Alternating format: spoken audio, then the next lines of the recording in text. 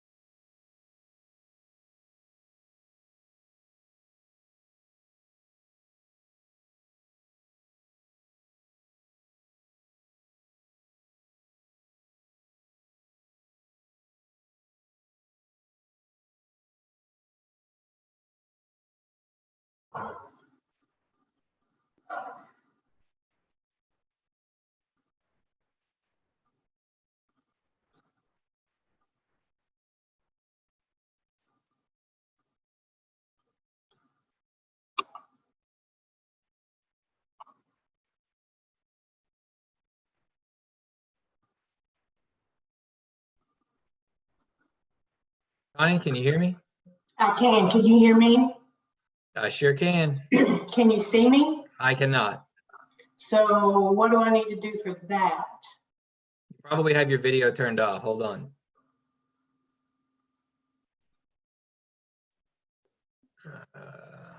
I have it on my desktop instead of my iPad this time. You think that's going to be a problem? You have a camera on your desktop? Restrictions, share screen, participants. Most desktops don't have a camera, so that would be a problem. Ha ha ha. All right, I'm going to leave the meeting and go get my other one, okay? All right.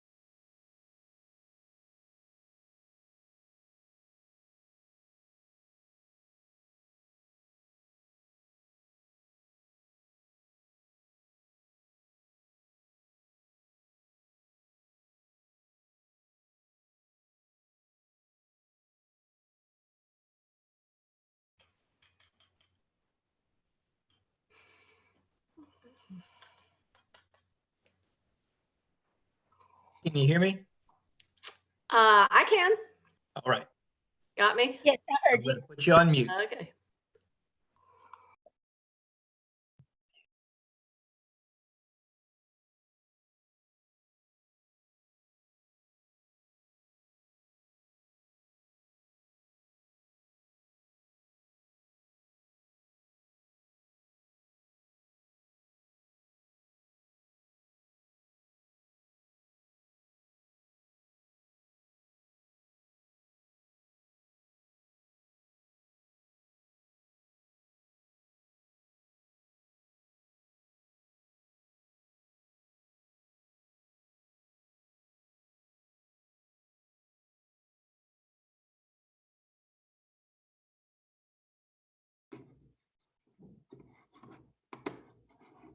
Tracy, can you hear me? Yes. Thank you. Hey.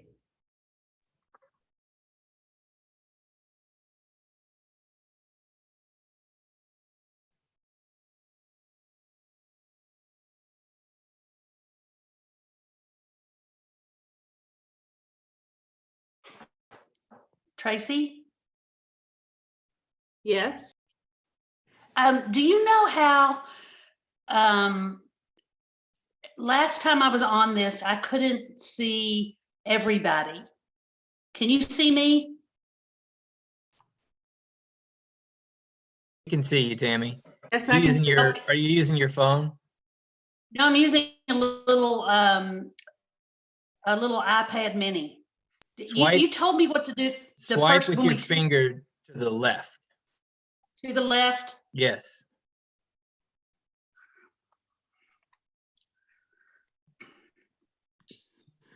Well, Alrighty. It might be to the right. I can't ever get it straight. Yeah, there's a button you can push to put us all on the kind of grid. yeah, that's the grid is what I want. When you're on a tablet or a mobile device, it's usually a swipe rather than a button. Although there might be the button, but that's what I've seen on a tablet. It's usually you swipe the screen. Okay, I see down here at the bottom. I see some things. What am I supposed to choose? There's a button there's usually that button is at the top, believe it or not, and it usually says gallery view. Either Yeah, the gallery. speaker view or gallery view, and gallery view is what you want. The funny thing is when you're in gallery view, it says speaker view at the top. So I don't quite understand that. But Well, I don't see that. Let's see. I see you down in the corner at the bottom. well, you may not And- see until I stop sharing my screen. You're probably not going to see everybody. That's another point. Yeah. Okay, Right I now I've saw- got it on screen share, so it's pushed everything off. And once I stop sharing my screen, you should see everybody. Yeah, I think we did last time. We saw everybody. Yeah, except I just didn't say anything. I saw whoever was talking, but I didn't see like the Hollywood Squares looking thing. You know, you know what I mean, right? Oh yeah. You know what you mean, I do, girl. Okay. When I used my tablet, I couldn't see everyone either. It just Okay. Well, Mhm. then I want to see what I look like. So how do I do that? I mean, I see need you, to- Tammy. But I don't want to be a big can't- head on there. All right. You don't want to be the head? Jack, So can you hear us? Yes, sir. We can hear you. Okay, so you're gonna take me out though for it in a minute? Yes. Okay, just tell me when. Andrew, can you show me what you see of me? You look fine. I see your whole face is in the camera, and that's what matters. Okay. Can you see me, Andrew? I can hear you and see you. Can't see me, okay. And for good, buddy.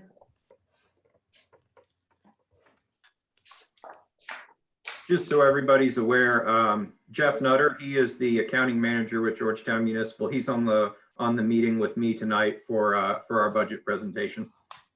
Excellent. Sounds good. Okay.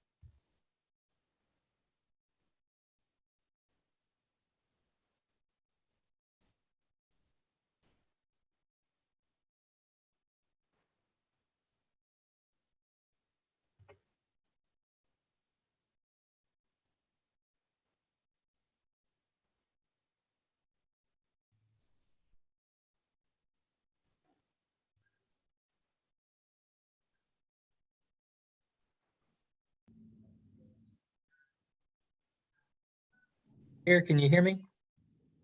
I can. Are we ready to get started? I can hear you. It looks like we are still missing David and Marvin. Okay, why don't we give them just a couple more minutes? Because everybody can get to a council meeting late.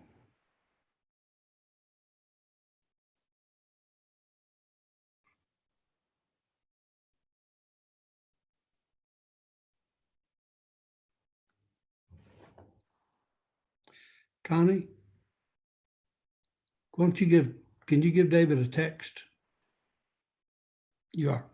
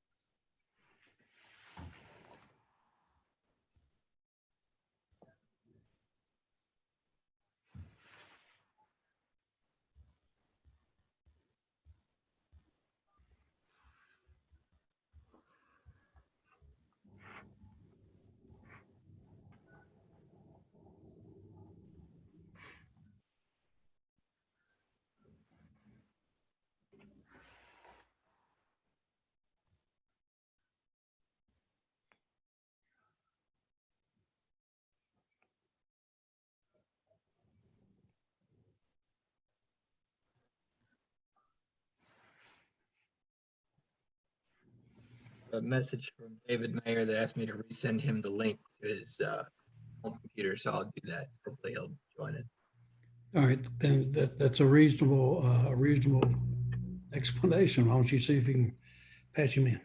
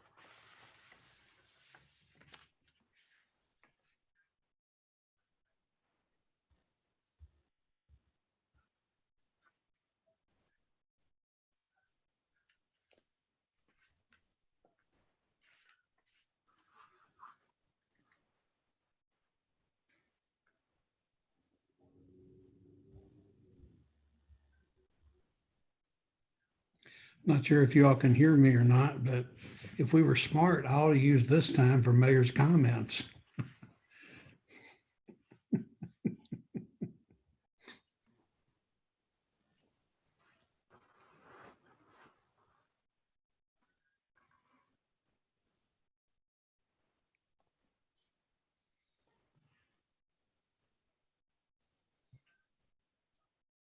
Karen, you can hear me? Yes. Yeah,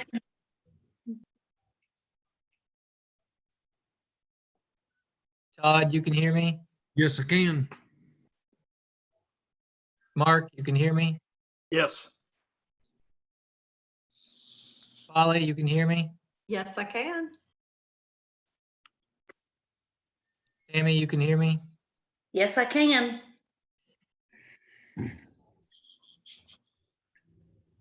Devin, you can hear me?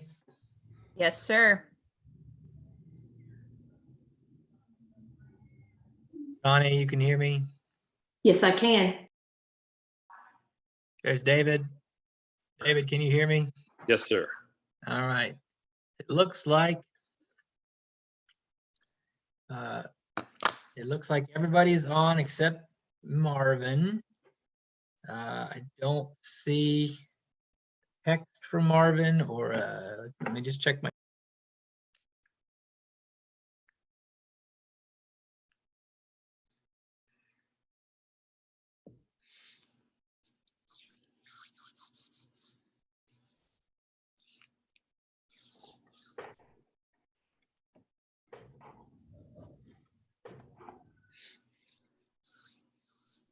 Okay. Can everybody see everybody now? I stopped sharing my screen. Keith, the Uh, Stacy, Jack, Chase. I've got all their videos turned off until it's time for them to participate. So we can avoid, of course, we're not really avoiding clutter on the screen. It's just. Not with all of us. You're not. I thought it would actually remove their boxes from the screen, but it is not doing that. So if they want to turn their video back on, that's up to them. But I'm going to go ahead and turn the meeting over to you, Mayor. I don't see an email or a text from Marvin. So if I get one from him, I will do my best to patch him in. Otherwise, I'm going to put myself on mute. You're live, you're recording, and the meeting is yours. Thank you. Why don't we go ahead and call our meeting to order, please? And Madam Clerk, if you could read the roll. Yes, sir. Mrs. Singer Erdley. Mr. Lesby. Here. Mrs. Mitchell. Lesby Mitchell. Mrs. Tingle Sames. Mr. Showalter. Yes. Mr. Stone. Here. Mrs. Tackett. Here. And Mr. Thompson.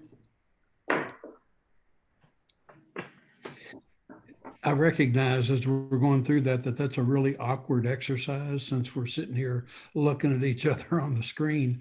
But it's on my agenda, so we'll just do the best we can with this. Each of you should have also received a copy of the minutes of our last meeting. If there are no corrections or additions, is there a motion for approval of the minutes? So move. Thank you, Polly. Second. I think Todd got you by a microsecond, Karen. Motion's been made and seconded. All in favor of approving the minutes, say aye. Aye. Aye. Aye. Any opposed? Thank you. The minutes are approved. As we normally do, if we could indicate if we received your copy of the check register with your packet. Thank you. Tracy, were there any public comments submitted for this meeting? There were not, but we may need to go back and say the pledge. Good catch. Thank you. David, it was your turn to say the pledge this evening. If we could, please excuse my missing that. And if we could have a moment of silence, David, and then if you could lead us in the pledge, please. We'll do it. Shall we pledge? I pledge allegiance to the flag To of the United States the United States and to the and to the republic republic which it stands, for which stands one one nation under God, indivisible, with justice liberty and justice for all. for all. That was awkward. Okay, so far this is not starting off to be my best meeting, but we're still learning here. Thank you, David. Thank you, Tracy, for bailing me out there just a little bit. Now, may I ask if were there any public comments? No, no, sir, there weren't. That really highlights a limitation of the way we're having to meet right now. Typically, we would have comments there. We would have questions about so many things going on. So while this is working for us in the short term and in an emergency situation, that really shows the limits that we're facing trying to do it this way. Well, you're in luck, and I'm really sorry Marvin's not online to hear this, because since there are no public comments, I've got a whole bunch of mayor's comments. We haven't been together in a month, and there's been so many things going on that I feel I need to take a few minutes and update you on a lot of things that you've either asked about or we know that you need to hear about. Let me start by saying, under mayor's comments, that city government is at work and delivering essential services. We continue to do that, and they're doing it every day. Couldn't be more proud of the way your staff is working, especially those frontline folks. And since yours and our responsibility, one of our first responsibility is to provide those services, I just want you all to know that that continues to happen, and really pleased with that. Just some notes that I've made that are a little random in nature, but hopefully they're good updates.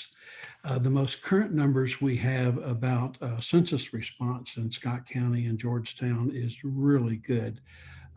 As of May 9th, the county had a 71.9 response rate, and the city had a 72.4 response rate.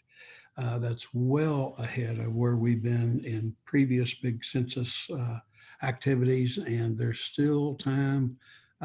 If you're running into anybody that hasn't done that yet, there's still time to do that.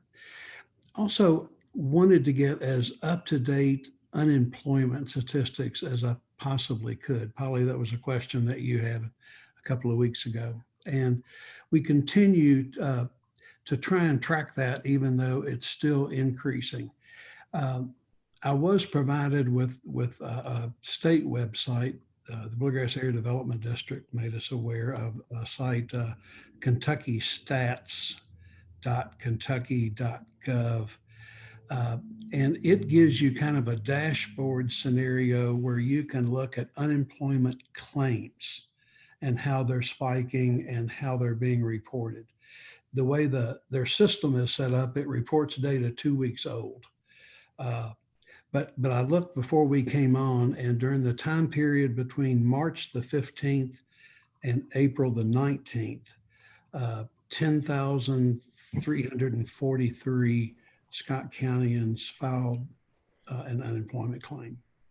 So I'll send you all the specific link so you can take a look. It doesn't tell you the full unemployment picture, but it does give you a real handy way to track claims on a weekly basis.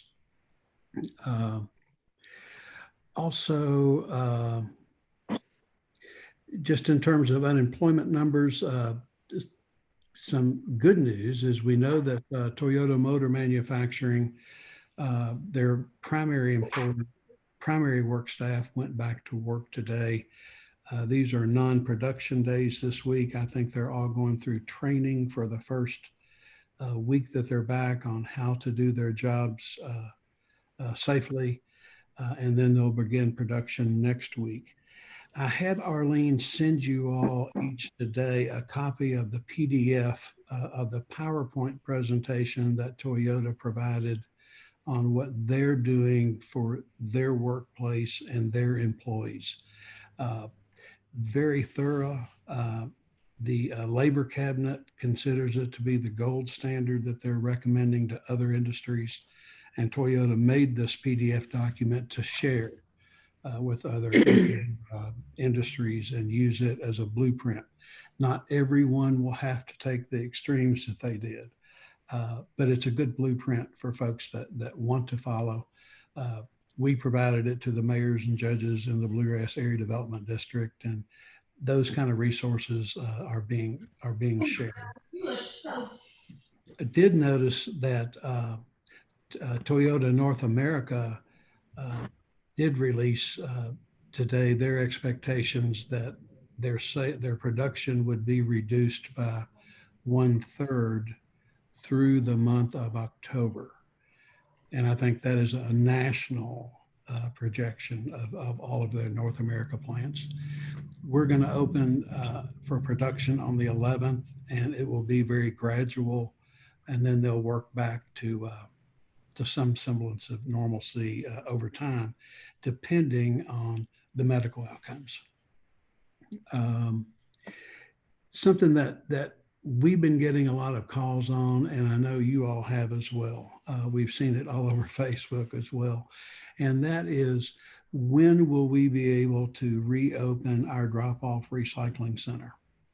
We closed the recycling center at the beginning of the emergency declaration because of the pandemic and the inability to provide spacing down there. Immediately after we did that, Fayette County closed their recycling center where we send all our flow. So we were, out of necessity, out of the recycling business for that period of time. Lexington has since reopened their facility. So from an operational point of view, we do have the ability to restart the drop-off center. At this point, it is a question that we're having discussions with the county about whether or not that is financially feasible at this point. So that is under discussion. The judge and I have talked about this enough to know that we must offer our citizens a recycling option. And that is fully our intention to do so. We're just trying to talk about how to do it in the most cost-effective way for local government and yet provide that service for our citizens. We've already been in some Zoom meetings with some vendors that provide that service and talking about ways we might go further. But since there are so many questions about our current status of recycling, I wanted to let you all know so you could have answers that the city and the county, since this is an interlocal agreement, are really looking at ways we can provide the public with a better option for curbside recycling in a subscription situation. So those are ongoing, and we hope to have more information for you, maybe even by the next meeting. We were able to announce some good news that the farmers market will reopen on May 23rd. Just right around the corner. It's going to work. We've worked with Jessica McQuaid from Triple J Farms has been working with Dr. Miller and Dr. Quarles's office about how we do this well for the farmers market. In our back parking lot's the ideal location. There's plenty of room for parking where people can spread out. They're going to have each of the vendor tents 10 feet apart. You're going to be able to enter one way and exit another way. Vendors will be wearing masks.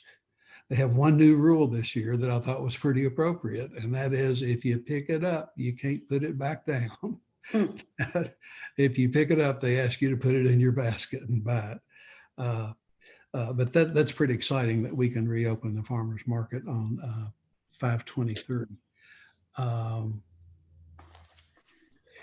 Let's see, wanted to, most of you may have seen or be aware of that a partnership between county government, city government, the Chamber of Commerce, the public health system, and Lean Business Solutions, Alonzo Allen, have been working on a project called our Community Business Initiative, which is designed to help small business get to the point where they can reopen, help with technical guidance on what might be required, maintaining a spreadsheet of where PPE is available for small business and what those prices are. What our goal is to try and not only get our economy restarted, but to do it in a way that we can keep it open. What we kind of talked about today is that the governor can lift restrictions, and thankfully he has in some sectors of the economy, and and others hopefully soon to follow. But the success of those is going to depend on how we respond as consumers. And if this becomes sustainable or not will be largely dependent on what the merchants do, but how we respond as consumers and as customers of those businesses. So I think we've all got some level of responsibility in helping our merchants stay open by trying to do this. Let's get open and let's do it in as healthy a way possible. That's what this business initiative series has been all about. We've been recording those programs on Monday mornings and then posting them at 1 o'clock on Monday afternoons. And we'll continue to do so through this pandemic. The judge and I try to be on there briefly, but we try and give way quickly to the technical experts that really have the information that can help folks. Let's see.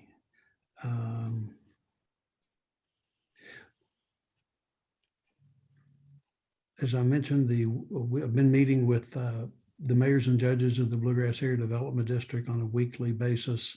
That's been really helpful, just to understand what they're doing, and we've all got the same issues. You may have seen a notice yesterday that the Community Relief Fund just met its goal of $25,000. And Devin, you were involved in that, and others. Very proud of individuals that stepped up and contributed $25,000. We knew this need was going to exist, and we knew that government couldn't do it. So it was individuals that raised the money, and their goal was reached of $25,000, and the applications for folks that need that funding were actually open today, and that will be done through Transform Scott County, but rely on a panel of pastors and community members and financial advisors that will review those applications and make those funding decisions. I think, Devin, they're a max of $200 per contribution. Is that correct? That's correct. To start out, it's a maximum of 200 per request, and a family can request up to 3 times. And if that needs to be adjusted at some point, it may be, but that's the starting criteria that panel will use in evaluating need and, tempering the need with how much money we have in the pot. 25,000 was the original goal, and I think they met that this morning. So I'm hopeful that that funding continues to come in now that applications are open. But yes, 3 requests of $200. I think there's a timing requirement on that as well, but that's the starting baseline. Good, thank you. Also, just a word or two about the Amen House and how much their request volume has grown. We were all aware of that. And if you talk to Michelle, you certainly know that's true. Tracy shared with me today some data that she receives as a board member of the Amen House. And it's just almost amazing how the requests have gone up in March and April. Folks that they never used to see before. So again, I just wanted to brag on that, and the fact that with the board's leadership and Michelle Carlisle, they have really strong data to measure everything they do. They have sliced and diced their information. They know where the need is and how they're meeting that need. So if you'd ever like to have any of that information, I'm sure Michelle would be glad to share it with you. It's a very professional approach. Since we were able to open a lot of businesses today in Kentucky, and we're going to continue to open more, and our goal was to keep those businesses open, I wanted just to say a brief word about mask and a choice to wear mask. And what I want to make real clear is that no one from the city or this administration or the Georgetown Police Department is going to make you wear a mask or tell you to wear a mask. That's not our job. Our job is not even to ask a person who has decided not to wear a mask, why? Because there may be lots of reasons why that are HIPAA protected, and folks have that right. There's lots of reasons not to wear a mask. They're hot, they're uncomfortable, and, but what I can tell you is that for the duration of this event, if you see me out in public, you're going to see my white hair and a mask. Because while there are so many reasons that folks may choose not to wear a mask, there is one very clear reason to wear a mask, and that's simply because you care about other people not getting sick. A mask, if you wear a mask, it's not going to protect you from getting sick, but you may prevent someone else from getting sick.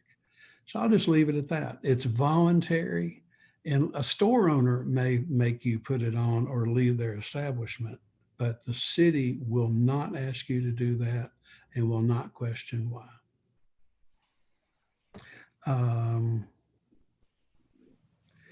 Let's see. We are working on the guidelines to open City Hall. There are very specific guidelines that have been issued about how we open City Hall. And for example, I think it's no more than 30% of the head count be in the building, 33% of the head count be in the building at one time. It can never be more than a 50% occupancy load. There are various criteria. Right now, we're working well as we are, but we are studying these guidelines and we're preparing ourselves. So that guidance is coming. What we have assured the citizens through our community business initiative is that the city and the county will follow the same recommendations that we're making to our citizens and our local businesses. If we ask other folks to consider doing it, we're certainly going to do it ourselves. So we're working on those things. Wanted you to know that at long last, the construction has begun on the turn situation at Hemingway and the bypass. Folks in those neighborhoods really wanted a traffic light, and they had agitated for a long time at every level of government about having a traffic light put in. What the engineers determined is that the safest solution for that intersection would be what is called a J-turn, where when you exit that subdivision there at Hemingway, you will be required to turn right. And if you want to go the other direction, you go down a couple of 100 yards into a left turn lane and do a U-turn. It's called a J-turn. I had to Google it to find out how they worked. But that is finally under construction. We are having all of our department heads, I've told you we're maintaining all COVID related expenses so that we could be eligible for reimbursement. All of our departments are now forwarding that information to EMA since they're our contact, and they're going to begin accumulating all of that information.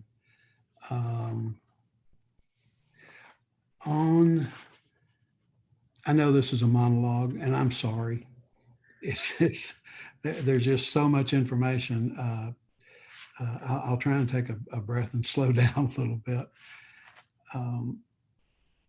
We continue to work on the budget, and as you might expect, that's a pretty hard exercise right now. What I want to repeat to you are kind of what we're trying to achieve with this budget. And the budget that we're going to have ready for the Finance Committee to go over with us Thursday is focused on maintaining a minimal level of service as the city of Georgetown. And we think our citizens deserve that. And We think we had demonstrated through our financial analysis that we were pretty much at the bottom level of our ability to provide that service. We want to maintain as much as we can. We want to protect our citizens, and we think by at least maintaining a minimum level of service, we can do that. We shelved some ambitious plans we had for the time being, but we protect our citizens. And during the same time period, I think we want to protect our employees in terms of their current salaries and as much of their benefits as we can. So I think we want to serve the citizens at a basic level and protect our employees. We know that's going to put us into a deficit spending situation. And we intend to carefully manage the use of our reserves and manage our way through this as best we can. Later, when Stacy goes over with you our quarterly financial report, she'll give you an update on how she has projected what we think our cash reserves will be on July 1.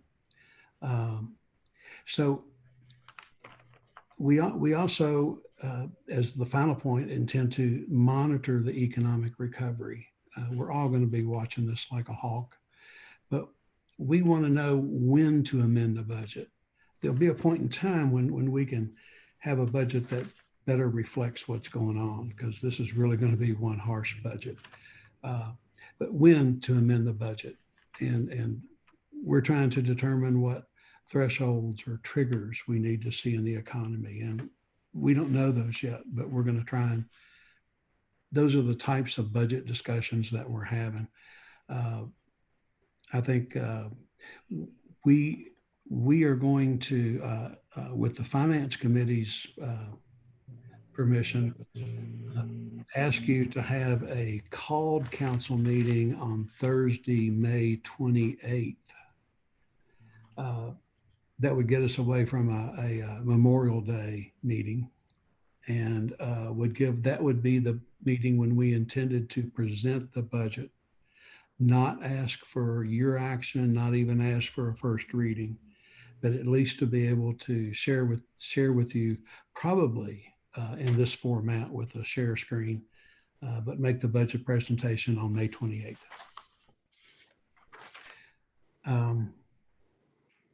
Maddox Street repairs are getting ready to start.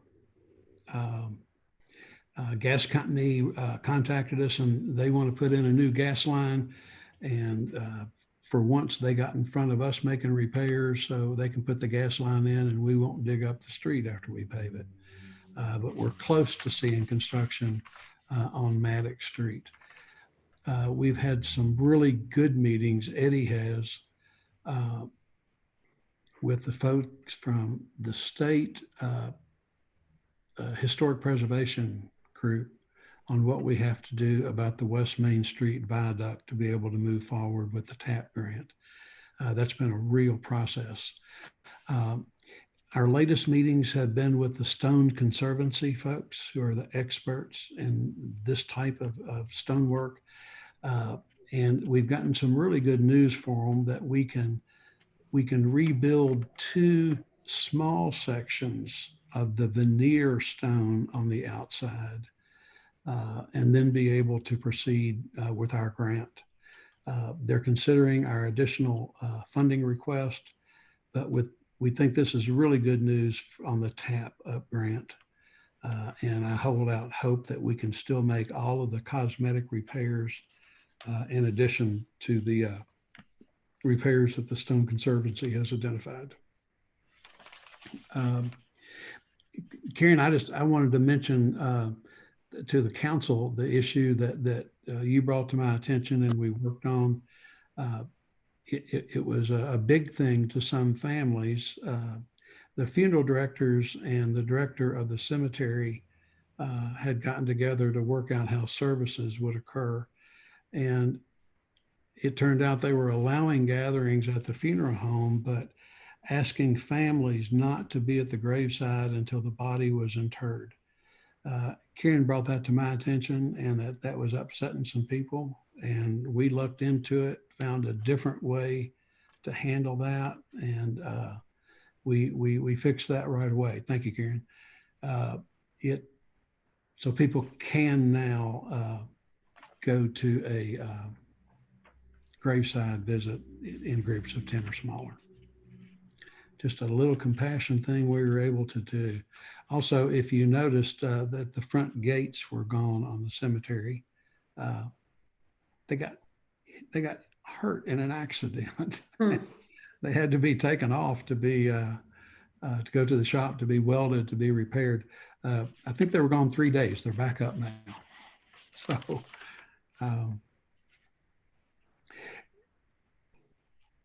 some of you all might get a call from a gentleman named Scott Romano. He is a property owner on North US 25 who is unhappy about his sewer availability. And I just learned today that he's calling members of the Water Board and Planning and Zoning and others. Mr. Romano has hired counsel, so that changes our situation. I just wanted you to know that he's hired counsel, and it's probably best not to talk. Would you agree with that, Devin? Yes, nobody should be, including our council, nobody should be contacting or responding to Mr. Romano on this subject matter. They can talk to his legal counsel. That's who we'll go through from now on as well. Thank you, Devin. That's just a heads up since it's buzzing out there. I figure you all will hear it first. And lastly, wanted to say, I knew that this was National Nurses Week, but I just saw a post from William Houck at the hospital. It's also National Hospital Week, and it's also Public Health Professionals Week. So 3 groups that we probably ought to tip our hat to. And I just wanted to mention that that's a fun way to end up Mayor's comments. And thank you for staying awake through all that. If anybody, you can reach up and hit your space bar. If anybody wants to say anything, it's okay. It just, also under Mayor's comments, we had an executive order approving auxiliary positions for the fire department. This came out of some flexibility that we received from the state. The concern is just to have a safety net under the department, since these people spend entire shifts together and sleep together and eat together. If one of them did fall sick and a whole shift was taken out, it would have affected our ability to staff. So we have the ability now to bring back retired firefighters, keep them on status as emergency auxiliary staff. The positions only last as long as this emergency lasts. As soon as we go out of this emergency condition, the positions disappear. We'll give them a little bit of training to make sure they're ready to step back, but only call them back if we have the vacancies and really need the help. It's a preventative measure that probably shouldn't cost us much, if anything at all. Yes, ma'am. Andrew, can you? We can't hear you yet, Karen. Now go. Okay. All right. On this, we had somebody, or it was reported in the newspaper that there was someone in the front line that had become sick from being exposed to it. Was that anybody in any of our staff, or was that in the county staff? That was not our staff. Okay. All right. So far we haven't had an incident that we've had sickness and somebody's had to go home and that good. At this point, this is purely getting ready for something that we hope doesn't happen. Okay. All right. Gotcha. Okay. Tracy, do we need to read that, or can we just accept a motion? We can just accept a motion in a second. Make a motion. Thank you, Todd. I'll second. Thank you, Tammy. Okay, motion's been made and seconded. Well, this will be funny again. All in favor, say aye. Aye. Aye. Any opposed? Thank you, that carries. I've got you all on the computer and the agenda on my phone, so.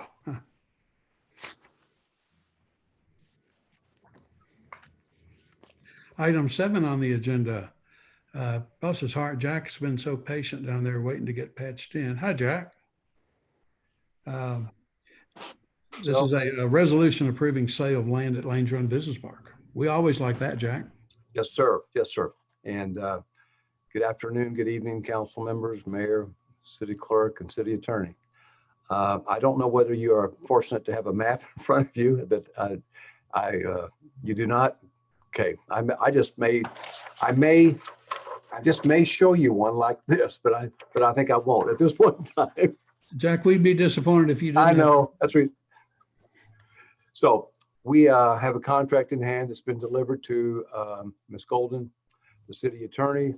It's contract for Lanes Run Business Park. Just kind of visualize on your map in your mind, Echo Fiber and Bastion keep on going down Corporate Boulevard, a little bit south of SEC or Superior Equipment.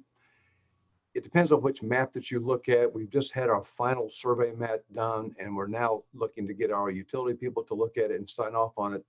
Initially, it was 4.3 acres plus or minus. It's ended up going to really be about 5.1 acres for this particular project.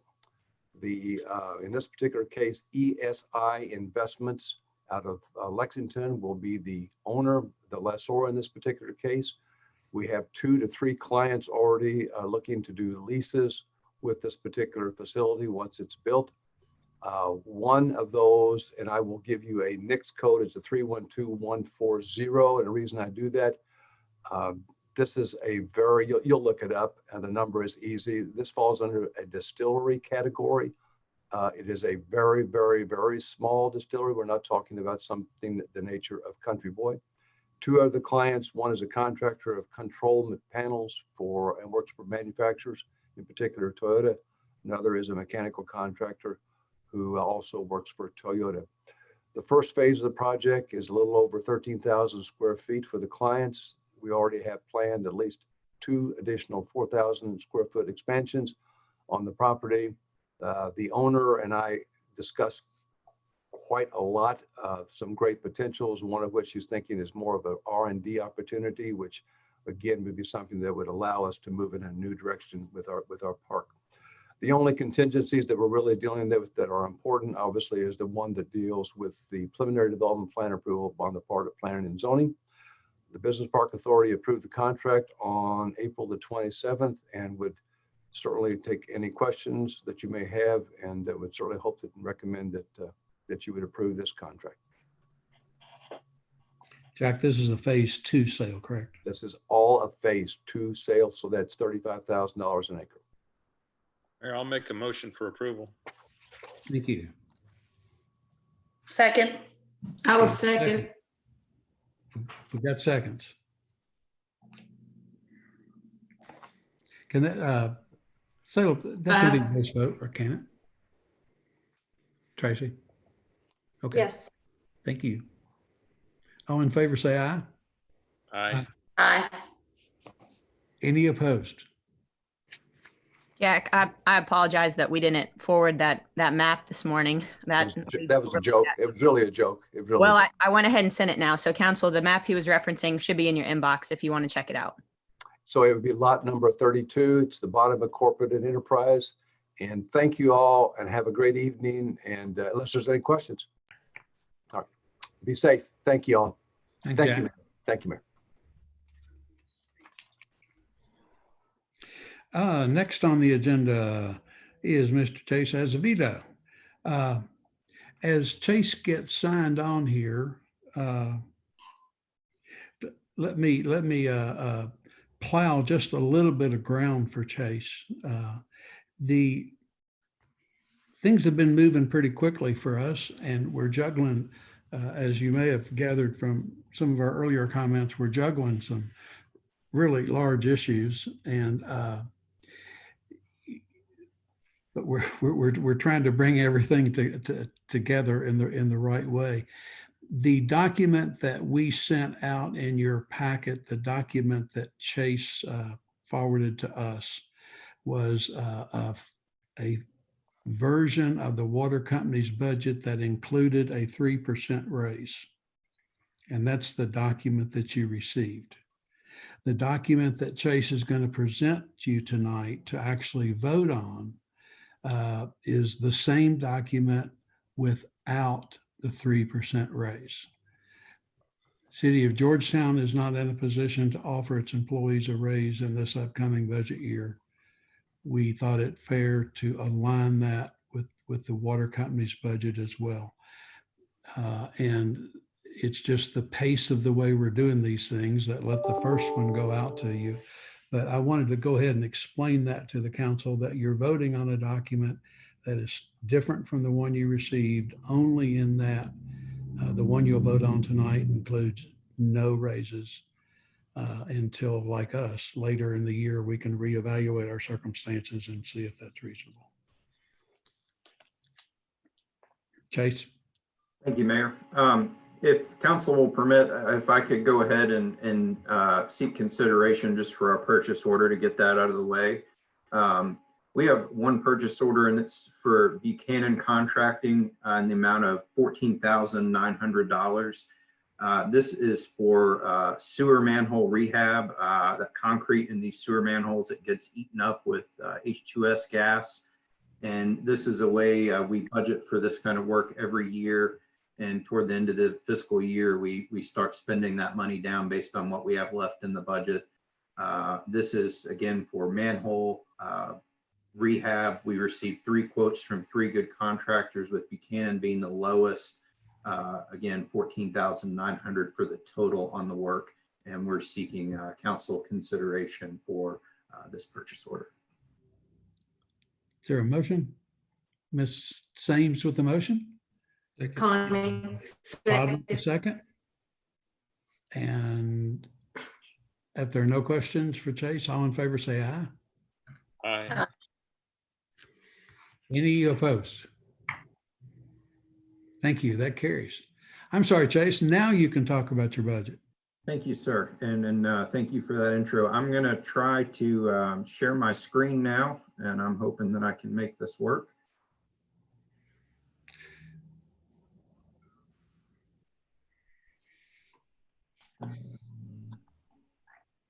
And you should see a PowerPoint. Everybody have a PowerPoint, and I believe I have control of the mouse, so I use that as my pointer as I go through this. But very pleased to present the Georgetown Municipal Water and Sewer Service FY 2021 budget for council consideration tonight. I said at the beginning, joining me on the call or on the meeting, Jeff Nutter. He's here. He's our accounting manager. He stepped in and been a part of this entire budget process after our previous accounting manager resigned back in the fall. So Jeff has been integral part in this, and if you have questions, he's actually the better one to answer them than myself. You'll get better information with Jeff. But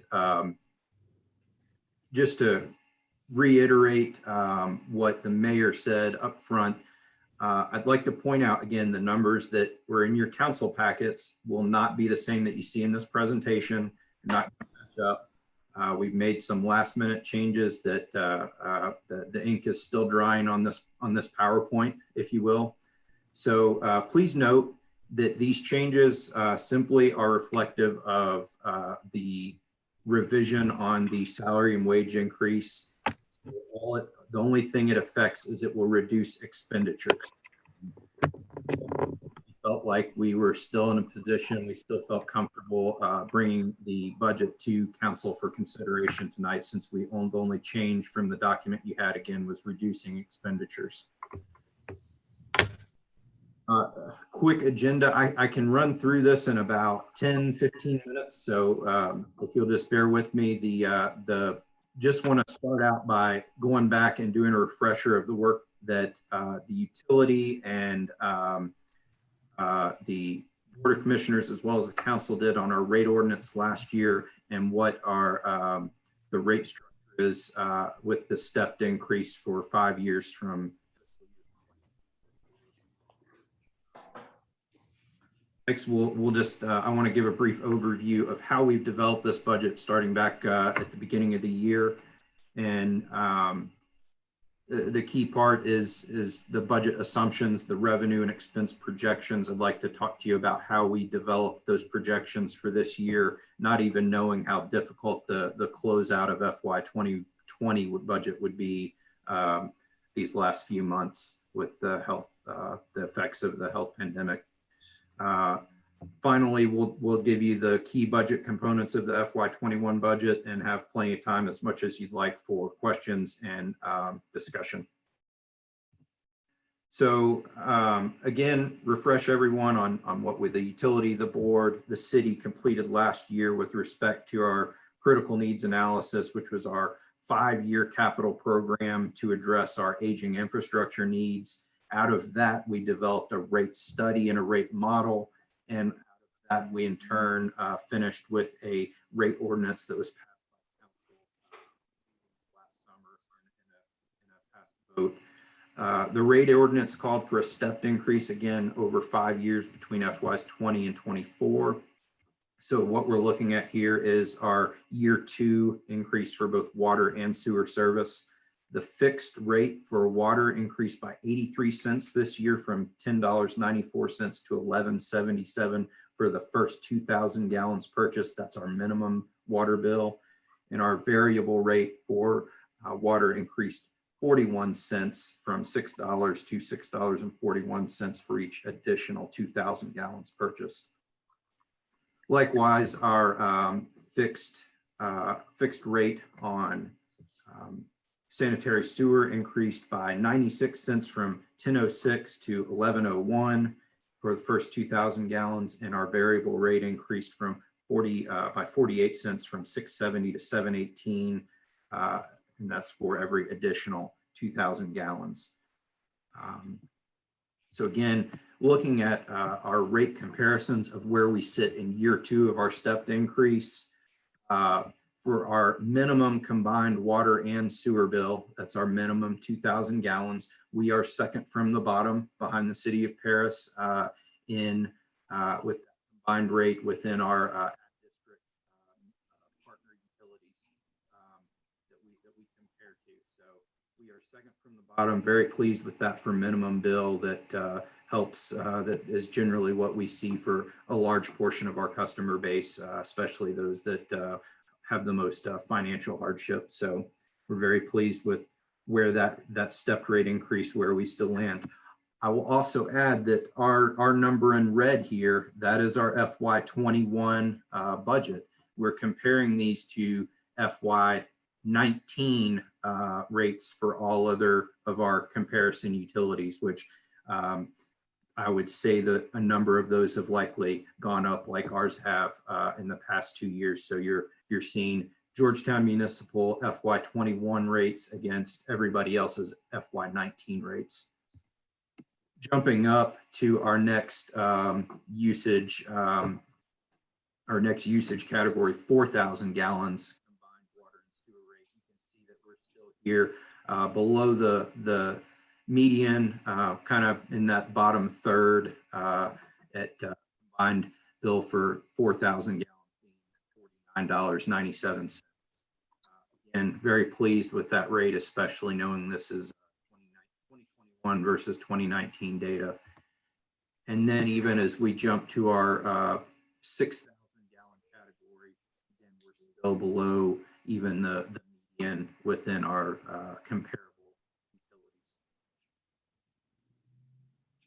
utilities. So just moving on to our FY21, our schedule for development. I'll say we started this back in January, and of course, some of the things that the work we did back in January, not knowing the financial impacts of this health crisis that we're living through. We started this budget process in February. We finalized, the individual department requests. March, we really started compiling the actual budget, and then got very busy through April. Similar to the process I think that the city follows, we have started meeting with a budget committee that includes 2 of our Board of Commissioners. We presented the budget to them at a meeting on April 15th, received their feedback, made adjustments. Then we presented a draft board to the Board of Commissioners. That was their first time hearing from the entire board. Again, got feedback, answered questions there, and then presented again to the Board of Commissioners, where they considered and gave approval on May 5th. So we're right on schedule with a very aggressive budget schedule to have this here for your consideration tonight. Looking at our projections for this year, key budget projections for water usage, not on this page, but just in general, our water usage projection through our rate model that we developed last year for FY21, we're projecting a 2% growth for water usage, 4% growth in our sewer. Now that's just usage. We also have another component of our budget is our new connections that we're planning for. You can see last year we budgeted 125 water connections, 175 sewer connections. You can see where we are on our current pace this year. Again, not knowing what the economic effects of the coronavirus will be, we wanted to budget our connections very conservatively this year at 150 for both water and sewer. A note on that for the sewer side, that we are experiencing capacity issues at both plant number 1 and plant number 2. However, please keep in mind that we have already approved a number of connections or availability requests that have not yet connected to the system. So that's where these 150 will tie in, and why we're projecting that in our budget. We're not just saying we're not going to have any new connections. We have a number that have been approved, not yet connected, haven't paid that fee, so we haven't recognized that in our revenue yet. Jumping down to wages, in FY20, we matched exactly what the city of Georgetown did with a 1.9% CPI. This is what the mayor and I talked about at the beginning of the presentation. The board worked with the budget committee staff. We had initially recommended an overall 3% salary and wage increase. That was 1.6 CPI and 1.4 merit. After receiving some council feedback, we have, again, we've changed that. We've zeroed that out for the time being. And if council does consider this budget and approve it tonight, if that being your prerogative, it would obviously be contingent upon this number of a 0% salary and wage increase versus what you have in your packet from last week, which was a 3%. So please note that is the change that we were referring to, and that's what we're asking you to consider tonight.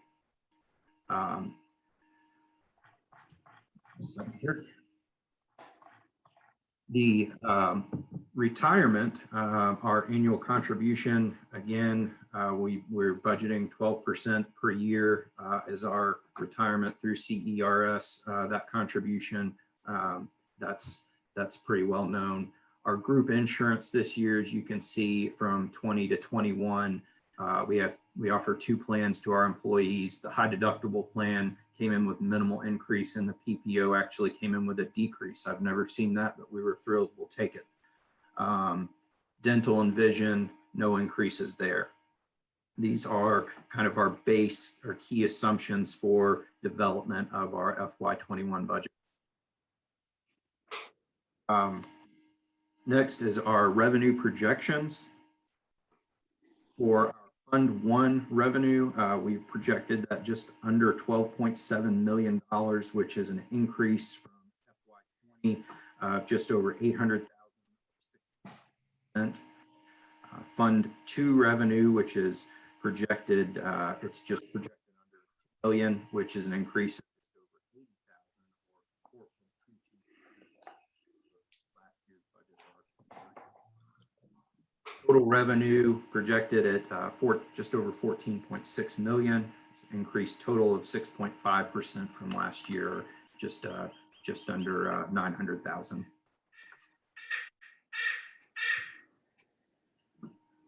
Similar, the flip side, looking at our expenditures, we haven't broken out Fund 1 and Fund 2. Fund 1, 9 million, with critical increases coming in, increased retirement contribution, our depreciation expense, which is our projects that will be coming off our CIP schedule, and our utility increases, that's treatment chemicals, electric, fuel, all things of that nature. We are projecting those to increase, as well as the lion's share of our biggest, one of our biggest chunks is our water purchase increase this year for Kentucky American Water Company and Frankfurt Plant Board.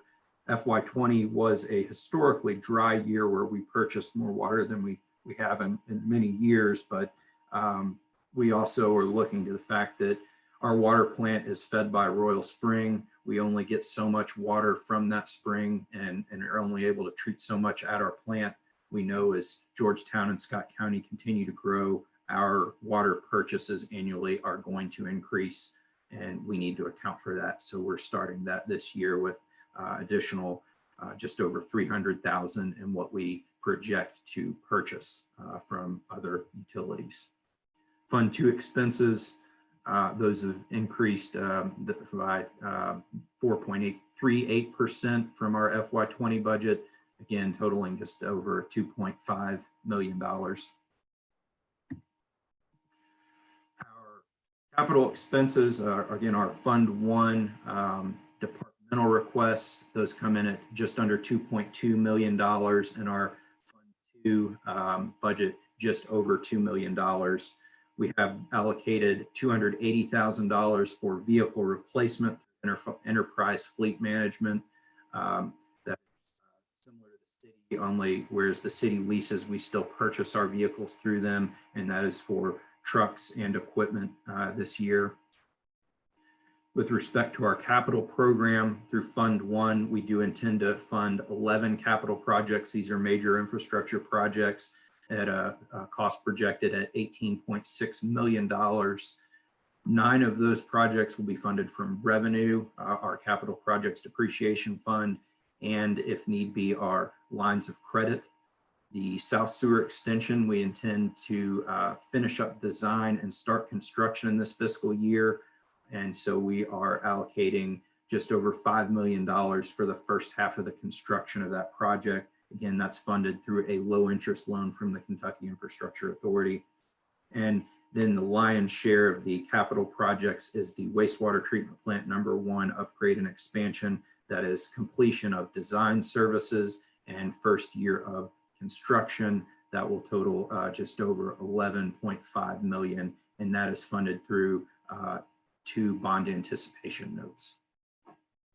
That is the highlights of our FY21 budget for council consideration, and Jeff and I are happy to try best to answer your questions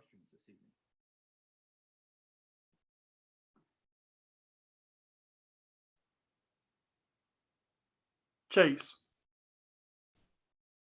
I've got a question. Can you hear me? Yes, sir. Okay, when you go back to, when you look at slide 8 and you talk about connections for 2021 in your FY budget, where does that leave us over the next several years for future connections until the improvements are made at Plant 1 and then hopefully an agreement with Toyota at Plant 2? Do we have, how much capacity do we have left for the next several years after 2021? Great question, Mark. And The answer, I can't answer that with respect to how many new connections, because the connections depend on how much sewer availability is requested for each development. I will say that that number, the remaining capacity is based on what we have in our 12-month rolling average. That's what Division of Water considers. That's what we consider. And I believe last month, what I presented to the board, we were around plant 1, we were right around 75, 76%, if I'm remembering correctly. And then if you add in the availability requests that have been approved by the board, but not yet connected, that takes us to probably around 82, 83% of our plant's capacity. Again, that's based on a 12-month average. So if we have a really dry spell, that number will likely go down because we won't have as much infiltration and inflow coming to the plant. But if we have a really wet year, that like we did a year ago, we could, or 2 years ago, we could see that number jump dramatically. So it is a bit of a moving target, but we are constantly monitoring. As of right now, we're probably at the low 80s on what we are seeing at the plant, plus what we have committed to. And so we have roughly 8% of that plant's capacity to keep us steady through the end of 2023 when we see that plant expansion complete and come online. And I'm saying roughly 8% gets us to 90% of the plant's capacity. And I'm using 90% because at 90%, you do become susceptible to new connection moratorium from Division of Water. Whether they will do that or not, I don't know, but that's kind of, we don't want to get to 90%. So we've got to manage that remaining capacity very carefully until the plant expansion is complete. Okay. Any other questions for Chase? Okay, is there a motion for approval of the budget that you've been presented? I'll make a motion, Mayor. Thank you. And Second. And second, thank you. Was that Todd? Yes, sir. Thank you. Okay. Let's see, Tracy, this is not, we're not approving this by ordinance, right? No, sir. Okay, so we can roll call, or excuse me, we can voice vote. Yes, sir. Thank you. Motion's been made and seconded. If there are no questions for Chase, all in favor say aye. All right. Opposed? Any opposed? Thank you. Thank you, Chase. Thank you, Mayor. Thank you, Council. Let's see, item 9 on our agenda is under city engineers, a resolution approving our MAP funds for the coming year. You'll see in the resolution that our MAP award is $528,922. Eddie and I were a little bit pleased that it didn't drop more than this. Even though you'll recall from our recent financial analysis, one of the numbers we looked at was if we wanted to repave our streets and maintain them on a 20-year cycle, it would cost us about $1 million a year to maintain that cycle. And if we kept doing it at the MAP rate of just over $500,000 a year, I think that extended the street life out to 32 years. Or anyway, this is good news. We got $529,000. I make a motion, Mayor. Thank you. And Polly Wade, second. Second. Let's see if there are no questions. All in favor, say aye. Aye. Opposed? Good. That passes. Stacy. Hello. Hey, you've been waiting all night.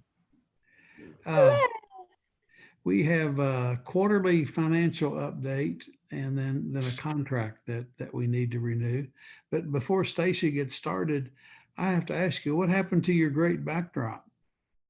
Oh, I didn't know. I took it off. I didn't want it to be distracting, but I've been off the whole time anyway. But Stacy's got Oh, this, you can download backdrops for when you're on Zoom. I have those too. I have And that. there it is. She's got one from tourism. yeah.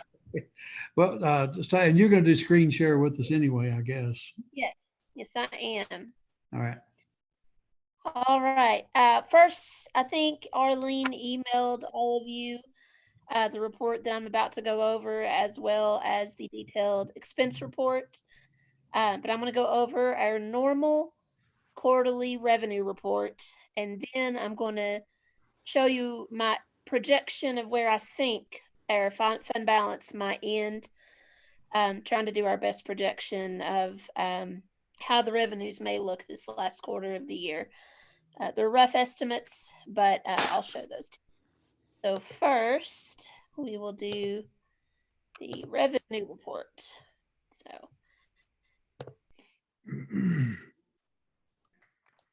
there we go. So I'll give it just a second. I know there's a delay sometimes. You should be looking at the payroll tax collections. That should be the screen that you're seeing now. The numbers through March are our actual numbers. There will be another small deposit for the month of March that hasn't been put in yet that will be forthcoming, but that is the majority of March. So you can see that through the month of March, we are 295,000 ahead of where we were at this time last year. So that's here on line 24. You can see that. And then what I've done is I went ahead and tried to project for April, May, and June. These are conservative numbers. So what we have done, we've seen a lot of numbers floating around, 25% lost revenues for cities. We know Toyota looking at possibly only doing a third production through October. So these are showing a 30% reduction for April, May, and June. Obviously, we hope this is a worst case scenario. But just taking last year's numbers, calculating 70% of those, that would put us at around 11.9 million for the year, if that's a worst case scenario that happens. We budgeted 12.5 million, and that would leave us about 587,000 short of our budget, if that comes to fruition. Can I ask a question? Yes. Did Toyota for the weeks that they were laying off, they paid their employees, is that correct? To a point. And then I know there became a point where for the hourly employees, they told, I don't remember the exact date, but their hourly employees had to choose either paid time off or time off without pay.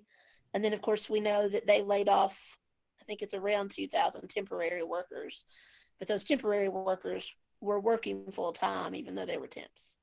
Do you know when have they said when they're gonna bring back the temporary workers?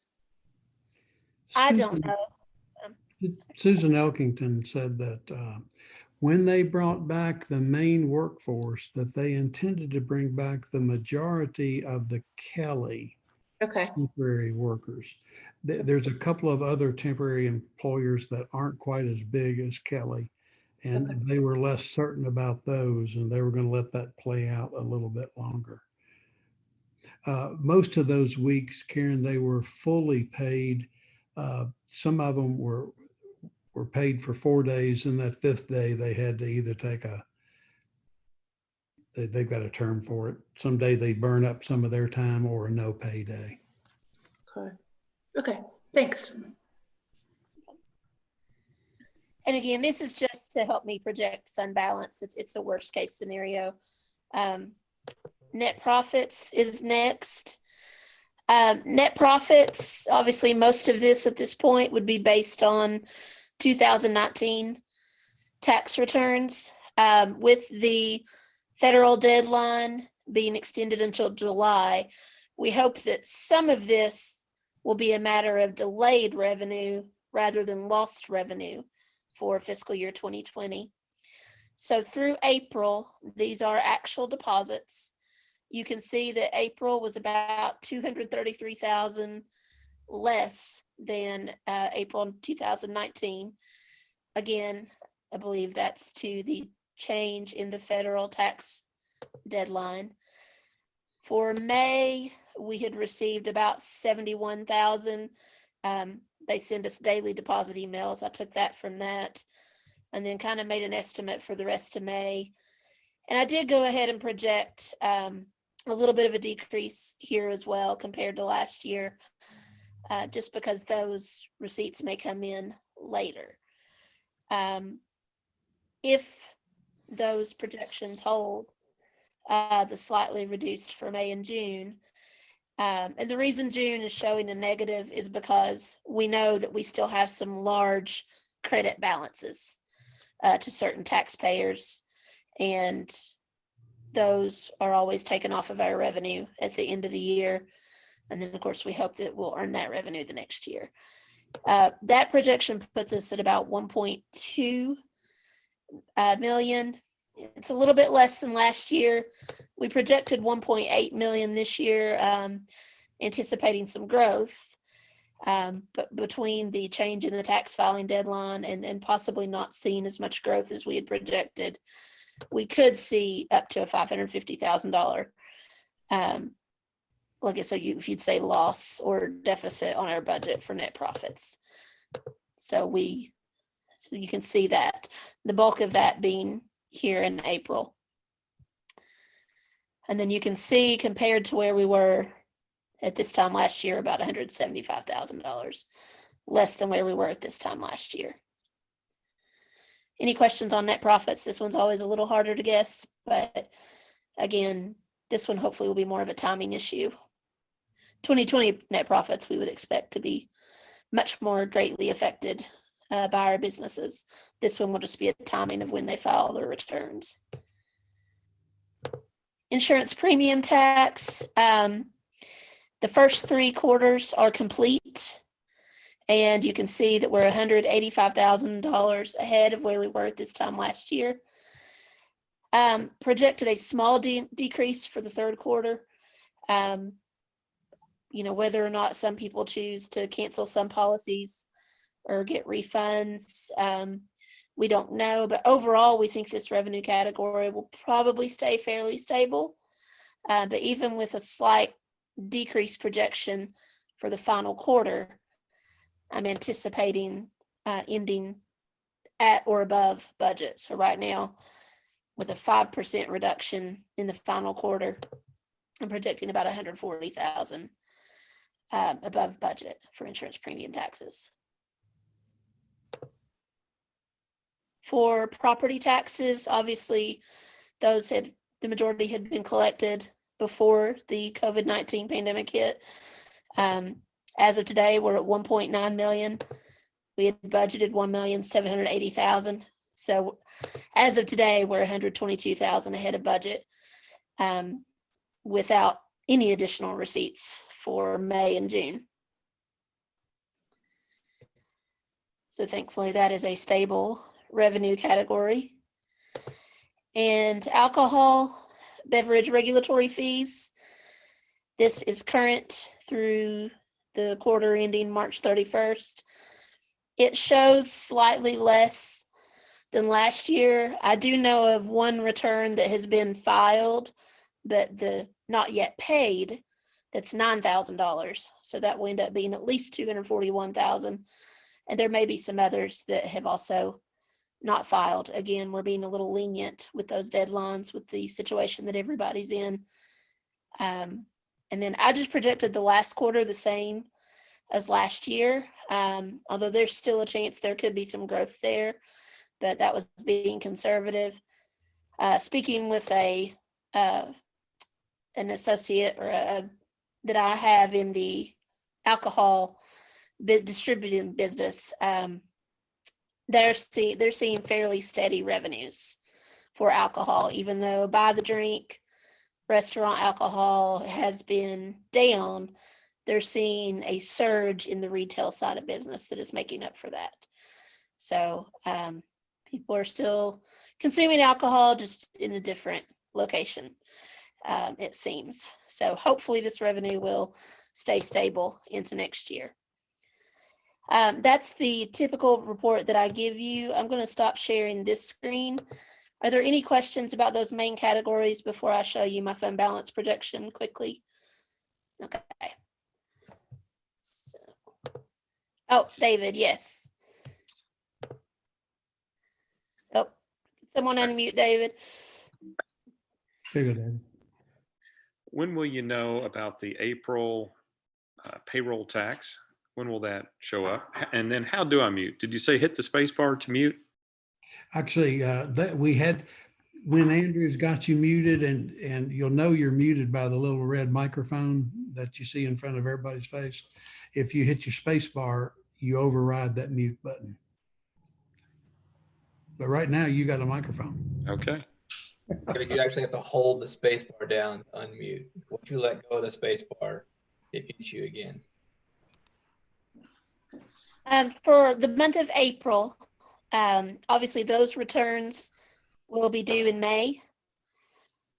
So for payroll in April, the reports will be filed in May. It'll be the 1st of June before we know, I think, fully what our situation will be for April, which obviously we would expect to be our worst. Okay. So here in a few weeks. Yes. Okay. Any other questions for Stacy? Do you have a total, or are you going to tell us later? Do you have a total estimate or guesstimate on what you think the loss will be of revenue versus what we budgeted? I'm going to show you what I did. I only looked at the big revenue categories that I expected to be affected. Some of the smaller ones, either we've already hit the budget or they're not likely to be affected. But on my next screen, you'll see the budget categories revenue-wise that I looked at. And this is just a simple little Excel sheet. It's not fancy. So our fund balance at June 30, 19 was 12.3 million. And that is after funding our 2 large capital projects, Lanes Run Business Park and the radio system. I funded both of those out of last year's budget, so we didn't have to make any transfers this year. So that money's already set aside for those. Our adopted budget for 2020 had a revenue shortfall of $2,046,000. So our anticipated fund balance originally would have been around 10.2 million. And then what I have done is related to COVID-19 pandemic. Some of these numbers come straight from the spreadsheet we just looked at. Property taxes, employee withholding, net profits. Again, these are some rough estimates, and you can see if it says 30%, that's the reduction that I showed for this last quarter. Motor vehicle taxes, we did a small reduction. It is a larger revenue for us, but again, that won't be timing. Once people can get back in to pay those taxes or have the money to pay those taxes, they will still be due. It will just be a matter of when they pay them. Building permits, I did show a 30% reduction for the last few months. March and April building permits were half of what they were last year. So, with obviously those businesses will be opening back up if they haven't already been operating. So hopefully in May and June, those will pick back up. So we're showing a 30% reduction. There's the insurance premium surplus, which will help offset some of these losses. Franchise fees. These are some estimates that Andrew and I came up with as we were working on the budget, and I've applied them to this last quarter. Again, 15% on franchise fees. Again, these will be a timing issue. We know some people may not pay their electric bills or their water bills right now while they're having financial difficulties. But so this could be a timing of revenue. Eventually, they will still have to pay those balances. This is for the SRO for the second half of March through May. if there's no school, the school district does not reimburse us for the one SRO. We provide them one SRO at no charge. The other one they pay for. So this is just showing a loss there. Again, the CMRS board, our 911 fees that come from the state, I applied the same 15% revenue for that.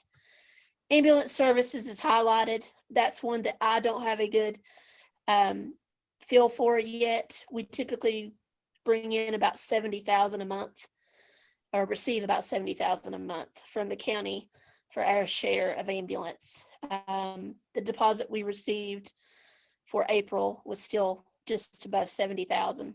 So that one could slow down. Not sure on that one. And electrical inspection, I applied the same 30% that I did for building permits. So with all of that said, if all of this were to occur as shown, projecting about a $9.2 million fund balance, I hope and believe that these numbers are worst case scenario. So we will see, and we'll continue to update you all as revenues come in for April and May, and we have a better handle on what these numbers will be. I have another question if I can. Yeah. Have you done anything at this point in time, since it's going to be off? We know the revenue is not going to be what we budgeted regardless. Maybe it won't be too bad, but have you done anything to change the budget to try to pull back some money that was going to go out and pull it back and save it? I don't think we've done anything such as freezing positions or anything. We have some vacancies as of right now. Our expense budget, if you look at the report that I sent out to you, we're at about 71% through the end of March. So we're actually running about 4% behind. If we're 3/4 of the way through the year, we're about 4% behind that. I know we have asked departments to be mindful of their spending, and if there's any large projects, we've been trying to look for anything that we had budgeted that could be postponed to future. I know we had a demolition project plan that we have postponed until a later date, until we're sure that we've had the money. So some things like that, projects that were not already in place or not already ongoing, we've talked about holding those back. Okay, thanks.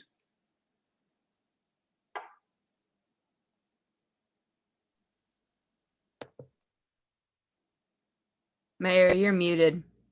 I've got a dog walking around here that I just know is going to bark at me or bark at somebody at any minute.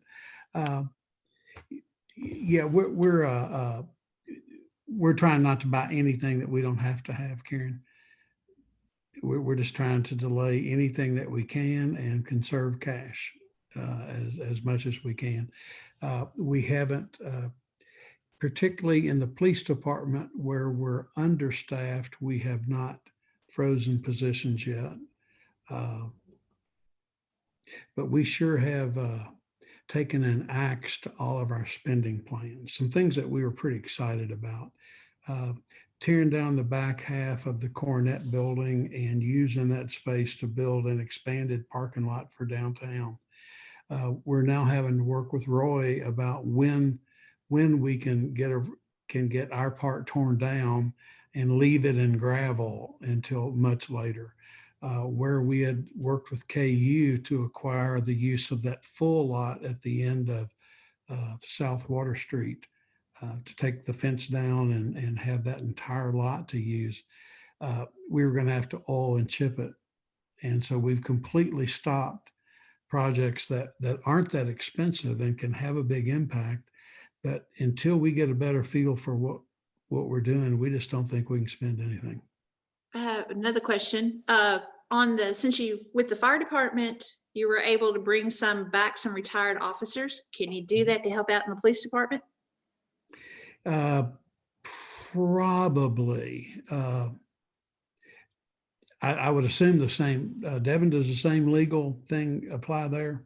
We were, by statute, we were actually already allowed to rehire retired police officers under certain parameters. But so when Governor Beshear lifted some of the KRS requirements, or CERS in this case requirements, it opened it up to firefighters. So we actually and I don't want to say whether we've done it for sure or not, but we've already, I think, rehired a retired officer. Yes, we've Yeah. actually hired at least 2. Yeah. All of their vacancies that they've had, they came to me and Megan and said, we have extra money in our budget. Could we hire some part-time officers? You all had already approved 5 part-time officers in the personnel ordinance when we thought we were going to use them for SRO positions. So they were in the personnel budget, and we found the money in their budget through June 30th. So they've been using that to help offset some of their vacancies, because they still have several vacancies in police, I believe. We obviously have to reevaluate that going forward in next year's budget, but at least through June 30th, we found enough money from their vacancies to get some part-time.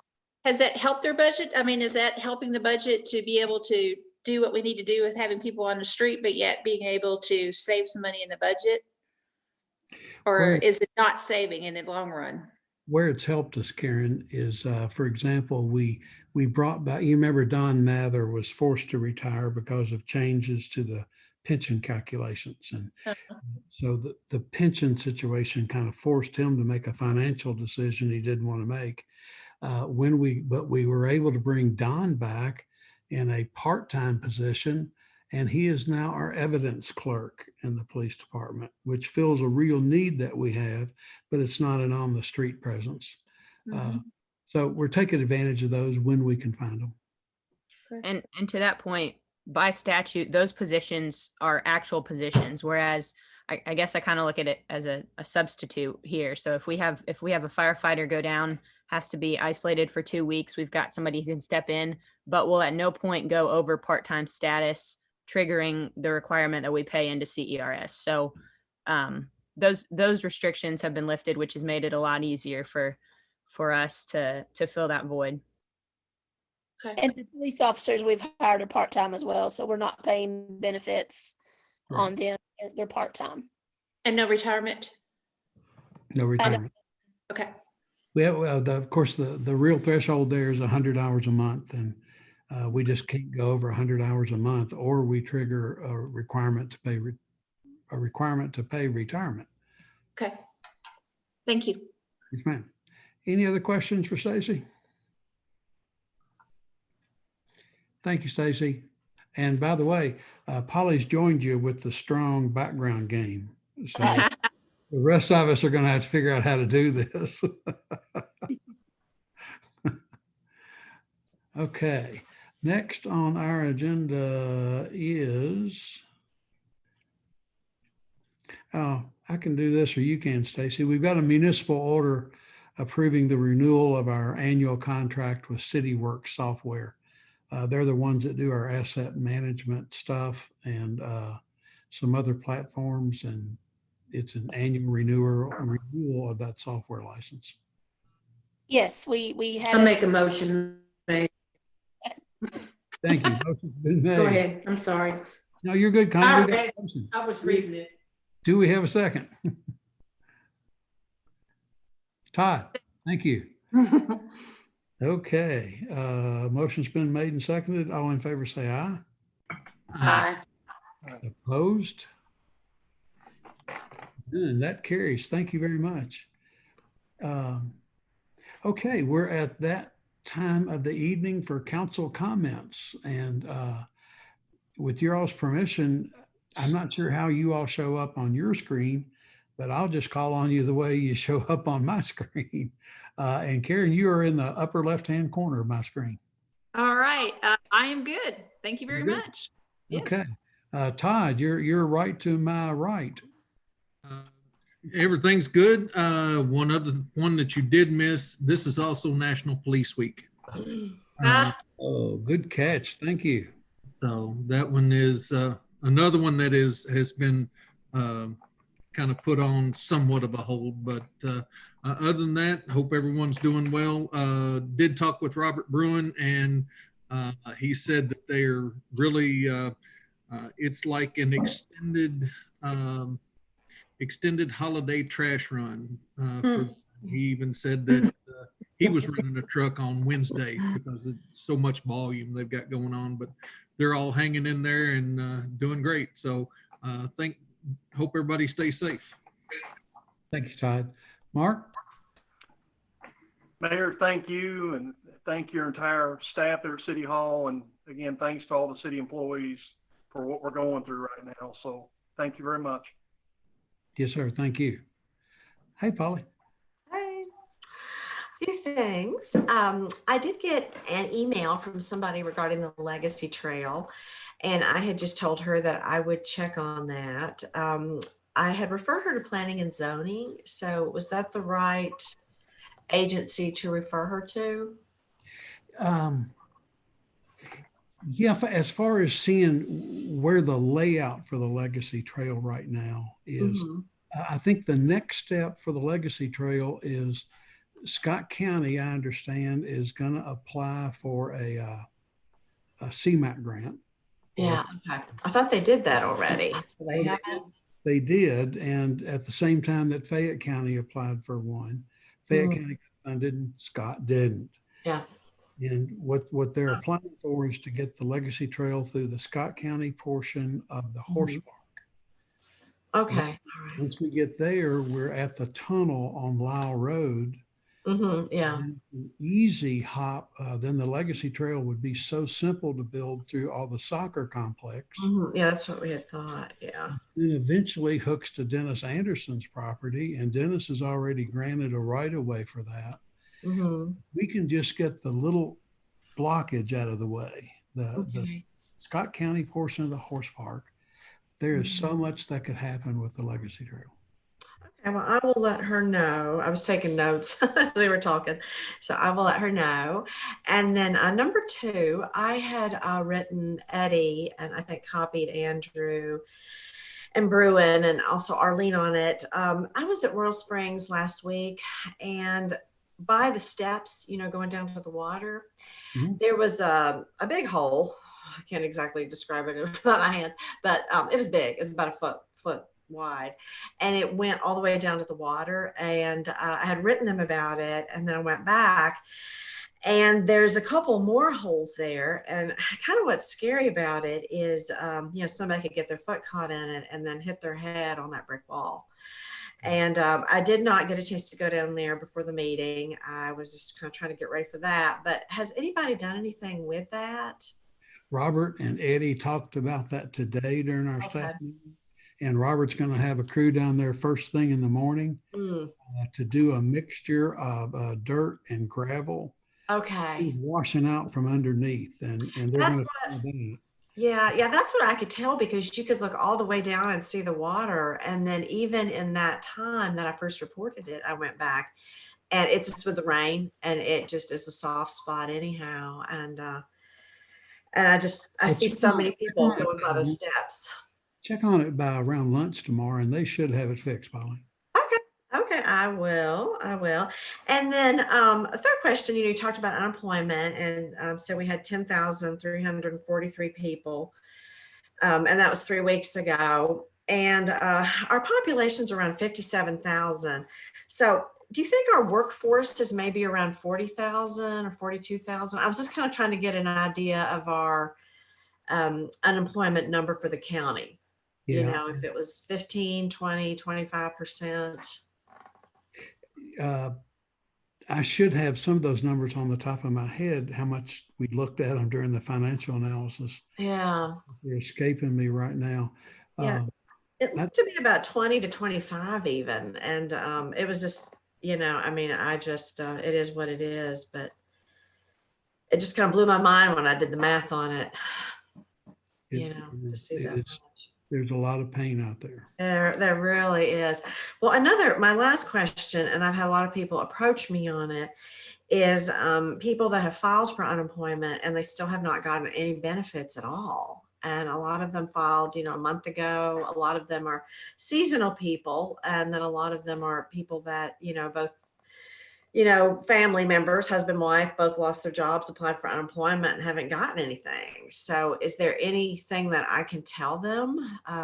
You know, a lot of times they've contacted the unemployment office, they've called, they can't get through. And, you know, I mean, it's really, really hard on a lot of our families. So what would you recommend? that I tell them. People tell me that some folks tell me they've made their full-time job trying to get through to someone to talk to about claims. And they've taken the entire day trying to call every few minutes and have not gotten through.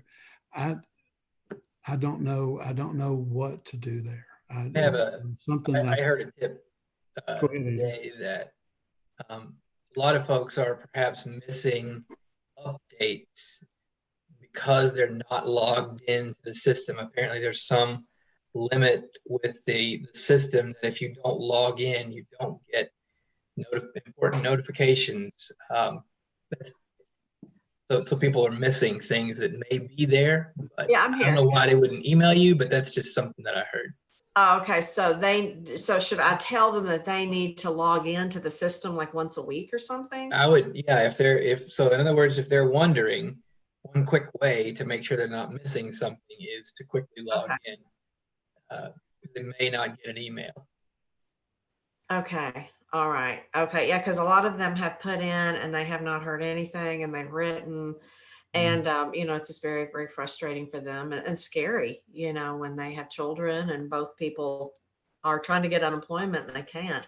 And I know I had written you, Mayor, in kind of a group email, and you wrote me back that there is something to where landlords cannot evict anybody right now. Is that correct?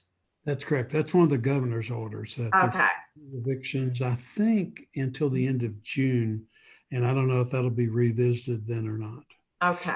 It doesn't, as I understand it, it doesn't eliminate the obligation to pay the rent, but it means that you can't be put on the street during the pandemic. Oh, okay. Yeah, I had wondered because just out walking, I had seen, people that looked like they had, had to move in a hurry, and children's toys on the street and children's clothing, and that was just heartbreaking. So I was just hoping that was not the case. Now I hope that landlords are being fair with tenants. Connie, I've talked to a number of property managers, and tenants are working with them and talking to them, and but the debt doesn't go away. No, it doesn't. No, I know. Yeah. I can address that a little bit for you, Polly, if you like. Okay, that's fine. If you, what we've been doing is that we've sent out mass emails to our tenants to let them know that there's not going to be any late charges, but for them to be able to pay their rent within the month, like the month of April. And we actually collected really well, and we just encouraged them to communicate with us and to let us know what's going on. But we have had a few that have decided on their very own to like move in with family members or something like that, and have moved out on their own so that they wouldn't incur that debt. We've had a couple of people do that, but we're working with them, and we're supposed to revisit the June the 1st, but it could change for evictions. But we don't have that many, and I don't know about anybody else, but we've been working with ours. Yeah, that's good. We haven't put anybody out. Okay, well, thank you. That's it for me. Thank you. Tammy. I just wanted to thank you all for updating us on everything. I'm getting a lot of questions, and this has been very helpful. So stay in touch, and we'll stay in touch with you. Appreciate that. And I did want to say to Polly, I found, I had a person tell me that both her sons had applied for unemployment, and they gave their reason for unemployment as the coronavirus. And when they finally got through to speak to someone after much time spent on that they said that people that use that reason are turned down, that you have to meet a criterion such as the business closed or I was laid off. You can't say that you wanted unemployment because of the virus, which sounds contradictory to what you might think, but you might ask them what their reason is that they're giving for their unemployment, because you would think that would be a logical answer, but it's one that will get automatically thrown out. Well, that is confusing because I could see 99% of the people saying they lost it because of the coronavirus, which is And what really, why they Right. lost it. And then to be Right. denied because they said that was the coronavirus. well, and what the lady advised that this person spoke to, she said, say that you need to explain that the business closed. And the business closed because of the coronavirus, Yeah. or they got laid off Mhm. because of it, but you don't use the coronavirus as the reason, because it will get automatically kicked out. And that may be happening to a lot of people. Well, I think that's really unfortunate because Yeah. I've heard so many people have done it and, you know, Yeah. I mean, they're the ones hurting, you know, and not Right. able to pay their bills and not able to feed their kids because they didn't answer the question right. Right, I agree completely. It was shocking to me that that was the case, but I just say that in case that is what happened to them. Well, kind of what's hard now is they cannot refile because they've already answered the question. Right. So now they're permanently kicked out. Yeah, I'm just sharing that happened to a friend of mine, and it was surprising to me Well, and that's good. disappointing. It's good to know. I mean, I'll tell Yeah. people that. So. And that's all I have. Okay. Connie? I do just have one thing, but I do want to thank you all. I know that you all do the daily business from Zoom and home and everything, so I appreciate everything that you do. But on the May 28th special call meeting on the Thursday, Yeah. are you just going to present the budget, or will we go ahead and have a meeting as well, have more things on the agenda? We, Devin and Andrew and I talked about just that question this afternoon, Connie. And what we kind of thought is we would call the meeting primarily as a meeting to present the budget. But if we've got housekeeping things or resolutions for the block grant or just routine business that we need to, that we can let you know about and add to that agenda, then we're happy to make it more than just that. Okay. And the other thing, I just want to clarify the Mr. Ramono, does he live on US 25 and own a house and has been denied sewer capacity, or does he have sewer capacity? Can you elaborate, or should we not elaborate? He and his wife, I think, live in Harbor Village. He may, I found news articles about him being president of the Harbor Village Homeowners Association and being removed from that position a year or two ago. So I think he's a resident of Harbor Village. In his wife's name, they own the 54 acres that is immediately adjacent to Harbor Village, to the north of Harbor Village. Okay. So it's that, Okay. That's the acreage in question. That makes sense. Okay. Anything else? Okay. Thank you for clarifying. I appreciate that. Okay. I don't have anything else. Stay safe, everybody. Okay. David. No, sir. Thank you, though. Good. Well, it's Chase and Stacy and Mr. Nutter and Andrew. Do we have anything else for the good of the order? If not, we stand adjourned. Thank you all very much. Thank you. Thank you all. Have a good night. Take care. Everybody.